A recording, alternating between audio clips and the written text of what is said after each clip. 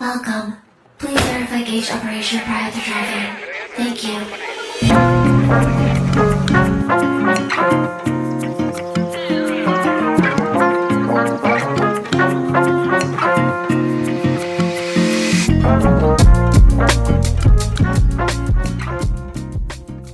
I know it's been a minute.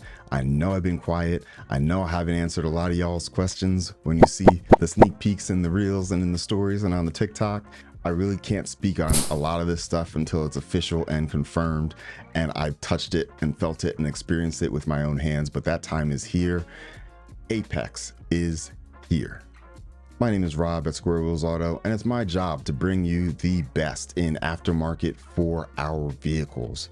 I've been painfully aware that there's a wide open space just begging for innovation, and that is in our dashboards. When we look left and we look right at all the other competitors, we see them offering nice, fully functional digital dashboards. Even Nissan has implemented these digital dashes in the new Z and even some of the economy vehicles. I'm pretty sure the new Pathfinder has a digital dash also. They still don't seem to be paying very much attention to the Q50 and the Q60, despite the fact that we've got a huge audience of enthusiasts that relentlessly support the brand. I've got a solution for you. I've got a solution for us. The Apex Digital Dashboard is here. The Apex Digital Dashboard is completely designed from the ground up. Available now, squarewheelsauto.com. Today I'm going to give you the full overview. I'm going to go through all the menus, show you how it's operated. I'm going to show you the features, including the interactivity with the second generation of G series screens, aka the Mark 7. Any questions, anything that I miss or anything that I don't cover, please feel free to hit me down in the comments. I'm here to help. I want to help y'all make informed decisions as you continue evolving your vehicle to what you know that it can be. Stay tuned. Apex is here. All right, first and foremost, let's start with what I call the boring stuff, right? Obviously, we know that the OEM display is getting replaced with a beautiful, bright OLED display. It's bright, it's clear, it's super responsive. It gives you all the visuals that make the old dials just look ancient. So the system is built to be faster and actually more responsive than the OEM system. What most of y'all want to know right out of the gates is compatibility and functionality with the car. Pleased to report, after tons of testing with vehicles in the US, Apex Cluster is fully compatible with all the OEM functions for all the models that we offer it for, and we're not going to release it until we've got full compatibility with your model. So right now, I think 2014, 2017, full compatibility. 2020 plus, we're going to have full compatibility soon, and sign up on the website to get an email when they come open. But just rest assured, speedometer, odometer, mileage sync, all your lane keep and sensor notifications, your drive mode selector, basically anything that the OEM cluster did, the Apex cluster will do better, more modern, sexier, better interface. Speaking of interface, the Apex cluster also comes prepackaged with configurable themes. So it's not just about, you know, the same picture on a digital dash. Now you've got themes that you can choose from to customize your display just based on your mood or your driving style. You can change them at any time. It's, you know, kind of like a theme for your phone, if you will. There's a couple themes, anywhere from like a sleek minimalistic design to like a race inspired look. Plus you get features like, I'll go into the features, but most of the themes have like a shift or a red line indicator, and you can even display navigation directly on the display. Now here are the out-of-box themes that come available when this product launches. There will be more themes coming, and when they do come out, they'll be listed on squarewheelsauto.com for Square Wheels Auto customers to be able to download as a part of the firmware. I think the next one up in line is the GT-R style theme, and that'll kind of mimic the look and feel of an OEM GT-R dashboard. So really cool, looking forward to that one.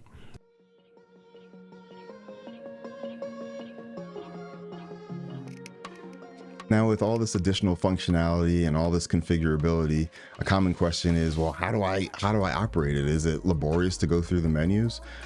I can say firsthand, is just my opinion, no. I think they did a really good job making it a slick interface. Basically, you go through all the menus with the left and the right screen button, the same way you would on your OEM display. And some of the features use the OK button to kind of toggle into the menus. I'll show you that here, but it's really just 2 or 3 buttons. You cycle through about 7 menu screens, and here I'll show you the different screens that are available to you.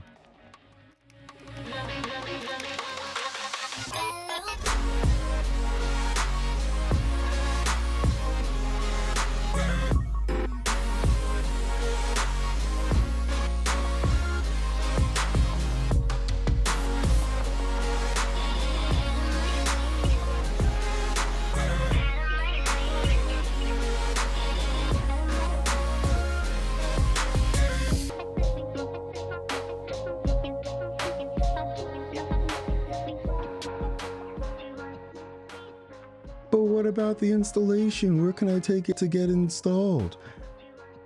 Y'all, I'll cover it in a separate video. It'll probably be like a 3-minute video, but let's be honest, I do babble a lot, so it'll probably be like a 10-minute video. But the installation is super simple. It basically comes down to 2 screws and 2 plugs, which is basically the same way that the OEM dashboard is installed. And then there's like a bonus of 2 plugs for USB cable for updates and an HDMI in cable, which I'll discuss in a little bit.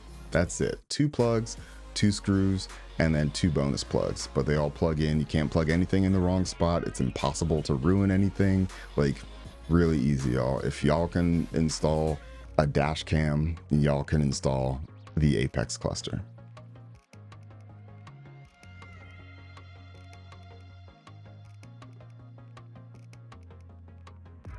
Yes, CarPlay is on the Apex unit. What you'll notice is that my garage is completely empty. There is no Q50 in there.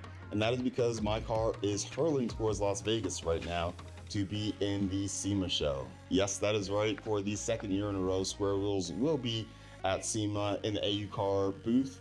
And this year, my car will be the demo vehicle. I'm telling you all that to say, unfortunately, I was unable to film the CarPlay section of this video and really demo that capability, but it works just like CarPlay works.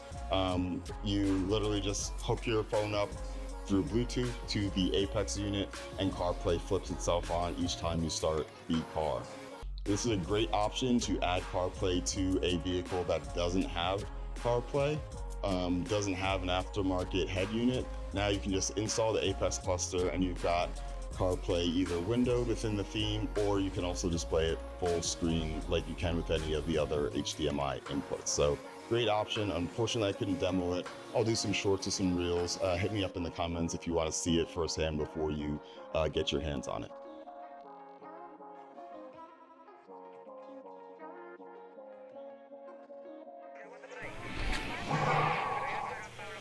Oh man, y'all, so this feature right here is what really has me excited about the Apex cluster.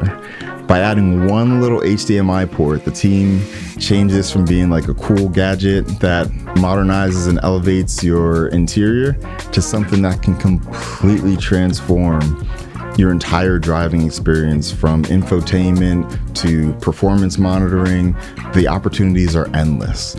So originally, I think the HDMI port was to be used for display navigations from the Mark 7, which would then open you up to being able to display something else on the Mark 7. So you have your turn-by-turn directions on the Apex cluster. You can play a movie or the game or your music or whatever else on the Mark 7. So here's how it works. So when the Mark 7 detects a device, on the other end of that HDMI cable, an HDMI button pops up on the Mark 7 screen to indicate that it's sending a signal over. By default, it'll be sending a mirror of the screen, which you'll be able to see on the Apex cluster, in that window in your theme. But by pressing that HDMI button, it will start treating the Apex as a second screen. So whatever app has focus on the Mark 7 will now move over to the Apex cluster and display in full screen, which again opens you up to use the Mark 7 for whatever you want.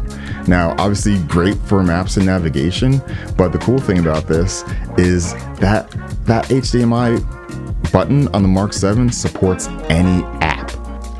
Any app that you can install on your Mark 7 from the Android Play Store, whether it be performance and tuning like EcuTech, JB4, any of them, Draggy, or multimedia, VLC, Netflix, any of these video players, all of them can be used on the Mark 7 and ported over to the Apex cluster. So it opens you up to a world of opportunities just with that pairing between the Mark 7 and the Apex cluster.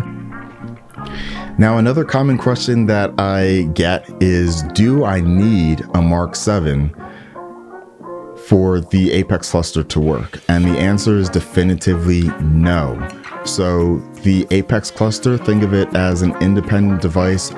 And what that means is that once you hook it up, it'll read all the commands from your vehicle and display them just like your OEM dashboard would do.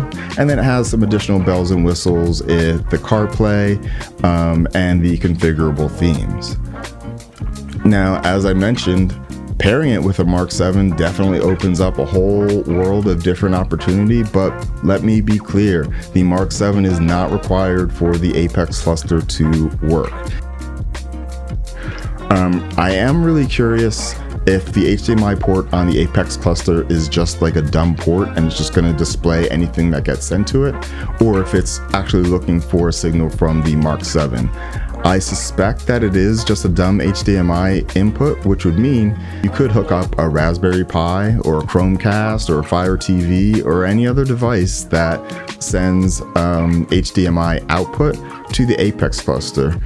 If you do this and try it out, please hit me up in the comments or tag me on IG or something. I would love to see how y'all are using the Apex cluster and really extending its capabilities. So another idea I've been toying around with is getting a night vision, like an infrared camera, mounting it somewhere stealth on my front bumper, and then routing it through to push that video signal over to the Apex cluster.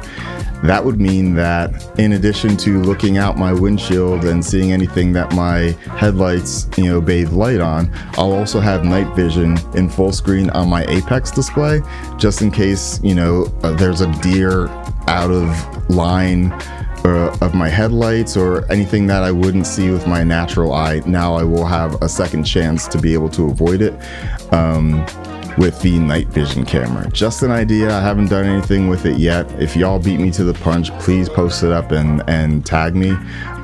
Got some other ideas floating around, but I want to make sure I get this out there to y'all. I know there's a handful of y'all waiting for this information, so here it is. Go get your own and tag me in your content. Let me know what you're doing with yours.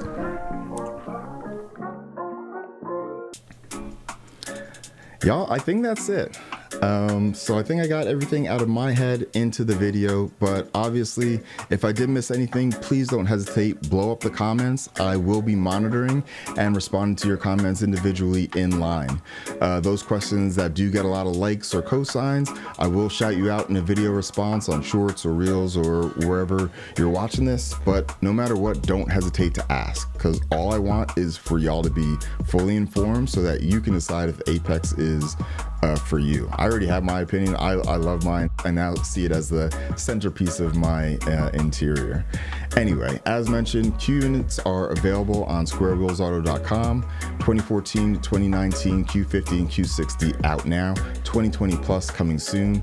Sorry, Brad, no hybrid support. I don't think it's ever coming. More models after that. G37 is next, 370Z and GT-R, all of them are done with manufacturing and in final testing. Any models that I'm aware of that have got visibility to the testing, I already have them listed up on squarewheelsauto.com with sign-up forms, so just fill it out and I'll email you or text you whenever they're ready for prime time.